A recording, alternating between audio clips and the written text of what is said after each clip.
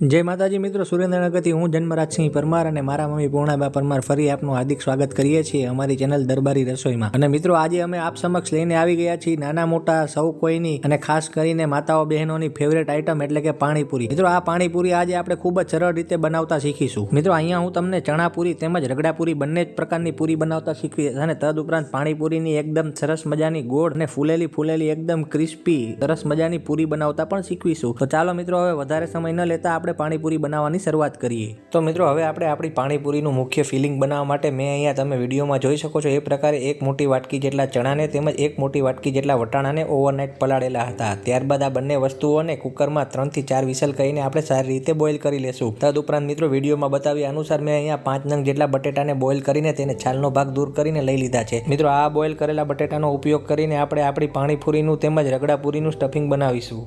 ત્યારબાદ મિત્રો પાણીપુરી બનાવવા માટેની અન્ય અગત્યની વસ્તુઓ જેવી કે લીલા ધાણા, પુદીનો, ત્યારબાદ ચણાના લોટની સેવ, ત્યારબાદ બુંદી, ત્યારબાદ ધાણા જીરું પાવડર, આમચૂર પાવડર, આદુનો ટુકડો, ત્યારબાદ કશ્મીરી લાલ મરચું પાવડર, તદ ઉપરાંત ગરમ મસાલો, ચાટ મસાલો અને સંચળ પાવડરને મેં અહીંયા લઈ લીધા છે અને અંતતઃ આપણે મીઠું પણ લઈ લીધું છે। તો કુલ મળીને મિત્રો આપણે આટલી વસ્તુઓનો ઉપયોગ કરેલો છે।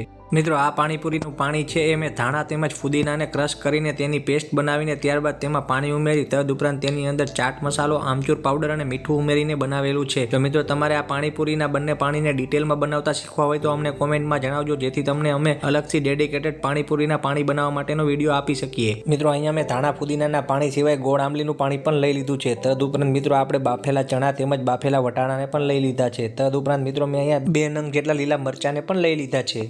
તો મિત્રો હવે આપણે અહીંયા પાણીપુરીનું સ્ટફિંગ બનાવવાની શરૂઆત કરીએ। મિત્રો આ પાણીપુરીનું સ્ટફિંગ બનાવવા માટે મેં અહીંયા 2 બટેટાને બાફેલા બટેટાને લઈને આ રીતે મેશરની મદદથી તેને સારી રીતે મેશ કરી લીધા છે। મિત્રો તમે જ્યારે તમારા બટેટાને મેશ કરતા હોય ત્યારે ખાસ એ વાતનું ધ્યાન રાખવાનું છે કે બટેટાને એકદમ મેશ નથી કરી લેવાના, પરંતુ બટેટાને આ રીતે કોર્સ ટેક્સચરમાં મેશ કરવાના છે, જેથી તેનો ક્રંચ અને ફ્લેવર આપણને આપણી પાણીપુરીના સ્ટફિંગમાં જળવાઈ રહે। તો મિત્રો આપણા બટેટા જ્યાં સુધી મેશ થાય છે ત્યાં સુધીમાં વિડીયોને ફટાફટ લાઇક અને શેર તેમજ ચેનલને સબસ્ક્રાઇબ કરી દો, જેથી તમને અમારી ચેનલ પર આવનારા આવા તમામ નવા વિડીયોની માહિતી મળતી રહે। મિત્રો આપણા બટેટા છે એ સારી કન્સિસ્ટન્સીમાં મેશ થઈ જાય ત્યારબાદ તેની અંદર જરૂરિયાત અનુસાર આપણે બાફેલા ચણા ઉમેરવાના છે। ત્યારબાદ તેની અંદર અડધા ટેબલ સ્પૂન જેટલો સંચળ પાવડર ઉમેરવાનો છે। મિત્રો લારી જેવો પાણીપુરીનો ટેસ્ટ મેળવવા માટે સંચળ પાવડરનું વિશેષ મહત્વ રહેલું છે, માટે તમે અચૂકથી તમારા પાણીપુરીના સ્ટફિંગની અંદર પણ સંચળ પાવડર ઉમેરજો। ત્યારબાદ મિત્રો મેં અહીંયા અડધા ટેબલ સ્પૂન જેટલો હળદર પાવડર તેમજ 1/4 ટેબલ સ્પૂન જેટલો ગરમ મસાલો અને 1/4 ટેબલ સ્પૂન જેટલો મેં અહીંયા ધાણા જીરું પાવડર પણ આ પાણીપુરીના સ્ટફિંગમાં ઉમેરી દીધો છે। ત્યારબાદ મિત્રો આપણા પાણીપુરીના મસાલામાં એકદમ સરસ મજાનો ટેંગી અને ચટપટો ટેસ્ટ આવે એ માટે મેં અહીંયા 1/4 ટેબલ સ્પૂન જેટલો ચાટ મસાલો પણ આ પાણીપુરીના સ્ટફિંગમાં ઉમેર્યો છે। ત્યારબાદ અહીંયા મેં 1/4 ટેબલ સ્પૂન જેટલો મેં અહીંયા આમચૂર પાવડર ઉમેરી દીધો છે।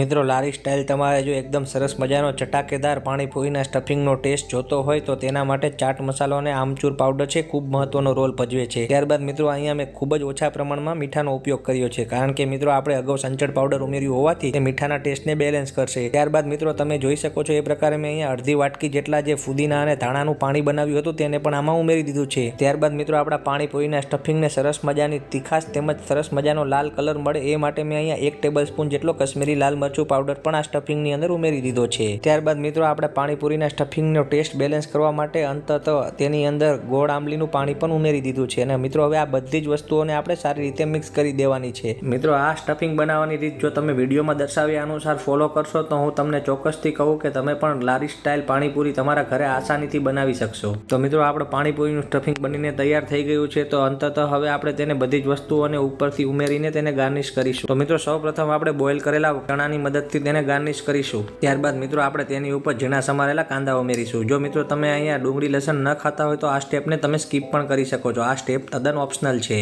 મિત્રો તમારે આ પાણીપુરીના જો અલગ અલગ ફ્લેવરના પાણી બનાવતા શીખવા હોય તો અમને કોમેન્ટમાં જરૂરથી જણાવજો, જેથી અમે તમને અલગથી આ બધા જ પાણીપુરીના અલગ અલગ ફ્લેવરના પાણી બનાવતા પણ શીખવી શકીએ। તો મિત્રો અંતતઃ હવે આપણે આપણા સ્ટફિંગને ધાણા વડે ગાર્નિશ કરીશું। તો મિત્રો તમે જોઈ શકો છો એ પ્રકારે આપણે લીલા ધાણા વડે ગાર્નિશ કરીને આપણું સરસ મજાનું પાણીપુરીનું ફિલિંગ મટીરિયલ બનાવીને તૈયાર કરી લીધું છે। તો મિત્રો હવે આપણે આપણી રગડાપુરી માટેનું ફિલિંગ બનાવીએ એટલે કે રગડો બનાવીએ। તો મિત્રો આ રગડાપુરીનું મટીરિયલ બનાવવા માટે સૌપ્રથમ મેં અહીંયા બોઇલ કરેલા 2 બટેટાને લઈ લીધા છે। મિત્રો આ બટેટાને પણ આપણે અગાઉ જે રીતે દર્શાવ્યું હતું એ પ્રકારે સારી રીતે મેશ કરી લેવાના છે। મિત્રો આપણે અહીંયા પણ બટેટાને પૂરેપૂરા મેશ નથી કરવાના, પણ આ રીતે કોર્સ ટેક્સચરમાં મેશ કરવાના છે। તો મિત્રો આપણા બટેટા સારી રીતે મેશ થઈ જાય ત્યારબાદ તેની અંદર જે આપણે બોઇલ કરેલા સફેદ વટાણા લીધા હતા તેને ઉમેરી દેવાના છે અને મિત્રો આ વટાણા ઉમેર્યા બાદ તેને પણ બટેટા સાથે સારી રીતે મિક્સ કરીને મેશ કરી લેવાના છે, જેથી આપણો રગડો છે એ પરફેક્ટ ટેસ્ટ અને ફ્લેવર વાળો બને. તો મિત્રો આપણા બટેટા અને વટાણા સારી રીતે મિક્સ થઈને મેશ થઈ ગયા છે. તો હવે તેની અંદર આપણે 1/4 ટેબલ સ્પૂન જેટલો સંચળ પાવડર ઉમેરીશું. ત્યારબાદ મિત્રો આપણે તેની અંદર હાફ ટીસ્પૂન જેટલો અહીંયા ધાણા જીરું પાવડર ઉમેરીશું. ત્યારબાદ મિત્રો આપણે તેની અંદર 1/4 ટેબલ સ્પૂન જેટલો અહીંયા ચાટ મસાલો ઉમેરીશું. મિત્રો ચાટ મસાલો ઉમેર્યા બાદ હવે આપણે તેની અંદર હાફ ટીસ્પૂન જેટલો અહીંયા આમચૂર પાવડર ઉમેરીશું. મિત્રો આમચૂર પાવડર છે એ ખૂબ સરસ મજાનો ખટ મીઠો ટેસ્ટ આપણા રગડાને પ્રદાન કરશે. હવે મિત્રો આપણે તેમાં હાફ ટીસ્પૂન જેટલો અહીંયા ગરમ મસાલો ઉમેરી દેશું. હવે મિત્રો આપણે તેની અંદર અડધો ટેબલ સ્પૂન જેટલો અહીંયા હળદર પાવડર ઉમેરી દેશું. મિત્રો હવે આ બધી વસ્તુઓને આપણે સારી રીતે મિક્સ કરી લેશું. મિત્રો આપણે જો અહીંયા આ રગડો છે સ્ટ્રીટ સ્ટાઇલ બનાવી રહ્યા છીએ, માટે આપણે તેની અંદર કશ્મીરી લાલ મરચું પાવડર કે લાલ મરચું પાવડરનો ઉપયોગ નથી કરી રહ્યા. પરંતુ જો તમે તીખું ખાવાનું પસંદ હોય તો તમે આની અંદર કશ્મીરી લાલ મરચું પાવડર કે તીખો લાલ મરચું પાવડર પણ ઉમેરી શકો છો. મિત્રો આપણી બધી જ વસ્તુઓ સારી રીતે મિક્સ થઈ જાય અને મસાલા આપણી વસ્તુઓ સાથે સારી રીતે પ્રોપરલી બ્લેન્ડ થઈ જાય ત્યારબાદ હવે તેની અંદર આપણે ગોળ આંબલીનું પાણી તેમજ જે ફુદીના અને લીલા ધાણામાંથી જે પાણી બનાવ્યું હતું તેને ઉમેરીને સારી રીતે મિક્સ કરી દેશું. મિત્રો અહીંયા જે લોકો નવી રસોઈ બનાવતા શીખતા હોય એ લોકો માટે ખાસ ટીપ એ છે કે લોકોને ઘણીવાર પ્રશ્ન થતો હોય છે કે આ વિડીયોમાં લોકો બોલે છે કે ટીસ્પૂન અને ટેબલ સ્પૂન, તો એ બે વચ્ચેનું મુખ્ય અંતર એ છે કે 3 ટીસ્પૂન બરાબર 1 ટેબલ સ્પૂન થાય છે. ટેબલ સ્પૂન એટલે જે આપણે રેગ્યુલર ટેબલ સ્પૂન કે ચમચી ઉપયોગ કરતા હોય છે એ, અને ટીસ્પૂન એટલે જે નાની ચમચી આપણે ઉપયોગ કરતા હોય છે એ. તો મિત્રો આ બંને વસ્તુનો ડિફરન્સ પણ તમે જ્યારે રસોઈ બનાવવા માટે વિડીયો જોઈને રસોઈ બનાવતા હોય ત્યારે ખાસ મગજમાં યાદ રાખવું. મિત્રો અંતતઃ આપણે બની ગયેલા રગડાની અંદર થોડા કાંદા ઉમેર્યા હતા. જો તમે ડુંગળી લસણ ના ખાતા હોય તો આ સ્ટેપને સ્કીપ પણ કરી શકો છો.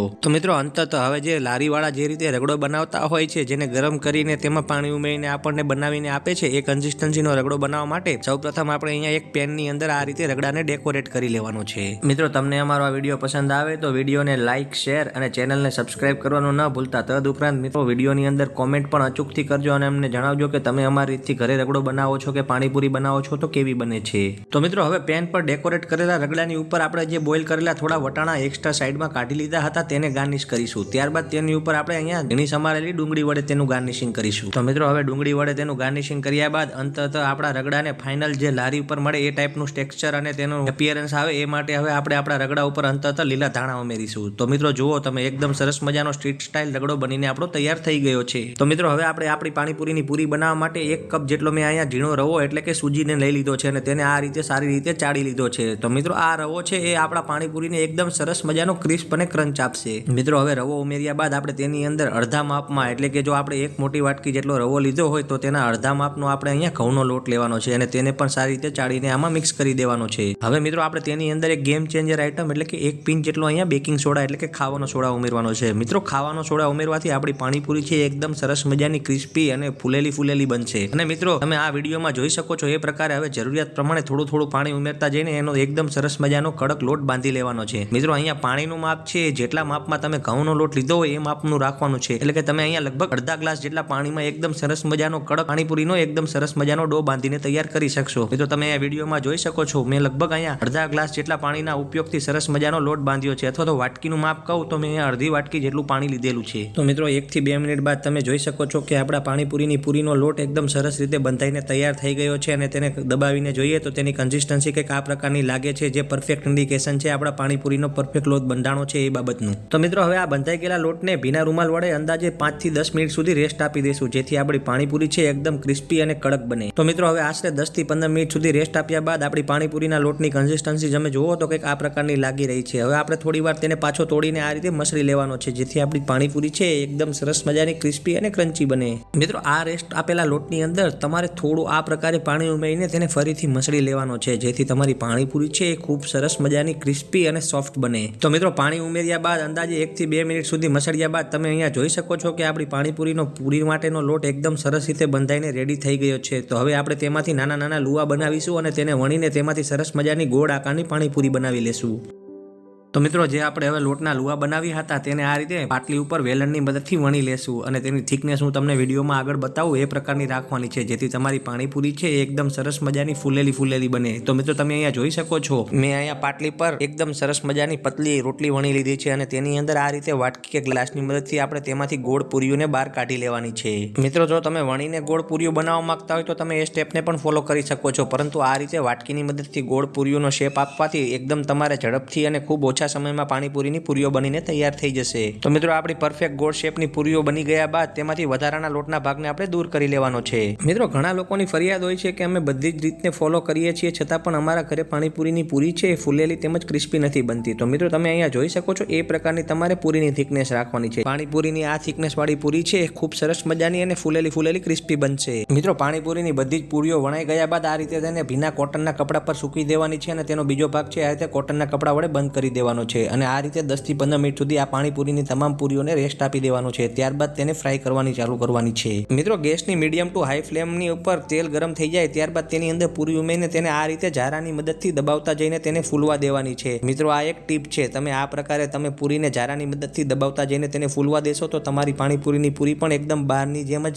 સરસ મજાની ગોળ તેમજ ફૂલીને ક્રિસ્પી અને ક્રન્ચી તૈયાર થશે। તો મિત્રો અંદાજે 1 મિનિટ સુધી આપણી પૂરીઓને સારી રીતે ફ્રાય કર્યા બાદ હવે તેનું ફાઇનલ ટેક્સચર છે એ પાણીપુરીની પૂરી ટાઈપનું બનતું આવે છે। તો તમે જોઈ શકો છો કે આપણે એકદમ જે લારી પર પાણીપુરી ખાતા હોય એ જ પ્રકારની એકદમ સરસ મજાની ક્રિસ્પી અને એ જ ટેક્સચરમાં આપણી ઘરે પણ પાણીપુરીની પૂરીઓ બનીને તૈયાર થઈ ગઈ છે। તો મિત્રો આપણી પાણીપુરીની બધી જ વસ્તુઓ બનીને તૈયાર થઈ ગઈ છે। તો અંતતઃ હવે આપણે આ બધી જ વસ્તુઓને એસેમ્બલ કરીને આપણી ફેવરેટ એવી સરસ મજાની પાણીપુરી બનાવવાની શરૂઆત કરીએ। તો તમે જોઈ શકો છો વિડીયોમાં બતાવ્યા અનુસારની મેં આટલી વસ્તુઓનો ઉપયોગ કર્યો છે। જુઓ મિત્રો હાથની મદદથી તોડીએ તો તમને ખબર પડશે કે આપણી પાણીપુરીનું ટેક્સચર પણ બહાર મળતી પૂરીઓ ટાઈપ જ બનીને તૈયાર થયું છે। તો મિત્રો હવે આપણે ધાણા ફુદીનાના પાણીની અંદર આ રીતે જે બુંદી લીધી હતી તેને ઉમેરી દઈશું જેથી આપણને પણ સ્ટ્રીટ સ્ટાઇલ પાણીપુરીનો ટેસ્ટ લાગે। તદુપરાંત મિત્રો તમે અહીંયા જોઈ શકો છો મેં જે રગડાપુરી માટેનો જે રગડો બનાવ્યો હતો તે રગડાના તવાને ગેસ પર ગરમ થવા મૂકીને વચ્ચે આપણે ધાણા ફુદીનાનું પાણી તેમજ ગોળ આંબલીનું પાણી ઉમેરીને તેની વચ્ચે ડુંગળી તેમજ લીલા ધાણા ઉમેરીને તેને સરસ મજાનો રગડાને તૈયાર કર્યો હતો। તો મિત્રો તમે જોઈ શકો છો આપણી સરસ મજાની રગડાપુરી બનીને તૈયાર થઈ ગઈ છે। તો મિત્રો હવે આપણે એકદમ સરસ મજાની સાદી પાણીપુરી એટલે કે ચણાપુરી બનાવવાની શરૂઆત કરીએ। તો આ ચણાપુરી બનાવવા માટે આપણે પાણીપુરીની અંદર જે સ્ટફિંગ મટીરિયલ તૈયાર કર્યું હતું તેને ઉમેરી દેશું। આપણું પાણીપુરીનું સ્ટફિંગ મટીરિયલ તેની અંદર ઉમેરાઈ જાય ત્યારબાદ તેની અંદર આ રીતે ઝીણી સમારેલી ડુંગળી ઉમેરી દેશું।